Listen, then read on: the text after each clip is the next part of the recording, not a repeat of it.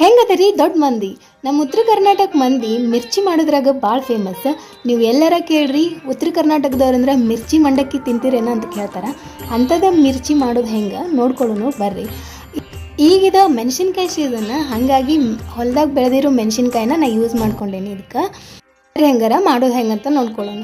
ಒಂದು ಬಟ್ಲದಷ್ಟು ಹಸಿಬೇಳೆ ಹಿಟ್ಟು ತೊಗೋಬೇಕು. ಆಮೇಲೆ ಅದಕ್ಕೆ ಕಾದಿರೋ ಎಣ್ಣೆ ಹಾಕಿ ಮತ್ತು ಉಪ್ಪು ಮತ್ತು ಸೋಡಾ ಪುಡಿ ಹಾಕಿ ಅಜ್ವಾನನ ಹಿಂಗೆ ತಿಕ್ಕಿ ಹಾಕಿ ಮಿಕ್ಸ್ ಮಾಡ್ಕೋಬೇಕೆಲ್ಲ ಚೆಂದಾಗಿ. ಎಲ್ಲ ಎಣ್ಣೆ ಎಲ್ಲ ಹಿಟ್ಟಿಗೂ ಸ್ಪ್ರೆಡ್ ಆಗಬೇಕು. ಅಷ್ಟು ಕಲಸಿ ಆಮೇಲೆ ನೀರು ಹಾಕಿ ಚೆಂದಾಗಿ ಕಲಿಸ್ಕೋಬೇಕು. ಇದು ಕಲಸೋದ ಮೇನ್ ಇರ್ತೈತಿ. ಆಮೇಲೆ ಒಂದು ಬಟ್ಟಲ್ದಾಗ ಜೀರಿಗೆ ಮತ್ತು ಉಪ್ಪು ಮಿಕ್ಸ್ ಮಾಡಿ ಇಟ್ಕೊರಿ, ಯಾಕಂದ್ರೆ ಇದು ಮೆಣಸಿನ್ಕಾಯಿಗೆ ಸ್ಟಫ್ ಮಾಡ್ಬೇಕು. ಈ ಥರ ಹೋಳು ಮಾಡ್ಕೊಂಡು ನಡುಕ್ಕೆ ಈ ಥರ ಕಟ್ ಮಾಡ್ಕೊಂಡು ಈ ಥರ ತುಂಬಬೇಕು. ಆಮೇಲೆ ಒಂದೊಂದಾಗೆ ಮಿರ್ಚಿನ ಹಿಟ್ಟಿನಾಗ ಎದ್ದಿ ಕರಿಬೇಕು. ಮಸ್ತ್ ಇರ್ತೈತಿ.